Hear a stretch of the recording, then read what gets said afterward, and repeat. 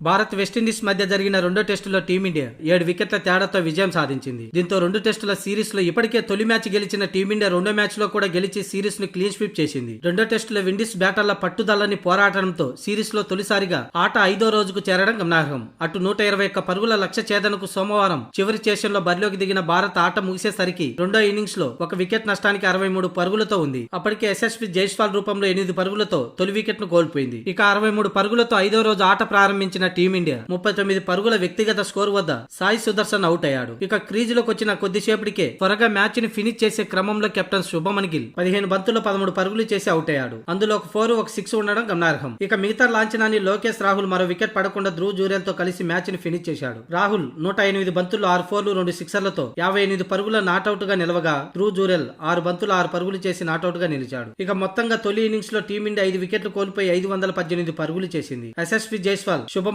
గిల్ సెంచరీలతో చెలరేగారు. ఇక first innings లో West Indies 248 పరుగులు చేసింది. ఆ తర్వాత ఫాలోన్ ఆడిన వెస్టిండీస్ రెండో ఇన్నింగ్స్ లో ఊహించని విధంగా 390 పరుగులు చేసి టీమిండియాను రెండోసారి బ్యాటింగ్ చేయించేలా చేశారు. భారత్ ముందు 121 పరుగుల టార్గెట్ ఉంచారు. ఇక ఆ లక్ష్యాన్ని చేరుకునే క్రమంలో 3 వికెట్లు కోల్పోయి 124 పరుగులు చేసింది భారత్. మొత్తానికి 7 వికెట్ల తేడాతో రెండో టెస్ట్ గెలిచి సిరీస్ ను క్లీన్ స్వీప్ చేసింది గిల్ సేన. ఇక విండీస్ తో సిరీస్ విజయంతో WTC పాయింట్ల టేబుల్లో టీమిండియా 52 పాయింట్లకు గాను 61.90 విన్నింగ్ పర్సెంటేజ్ తో 3వ స్థానంలో ఉంది. రెండో స్థానంలో శ్రీలంక, మొదటి స్థానంలో ఆస్ట్రేలియా ఉంది.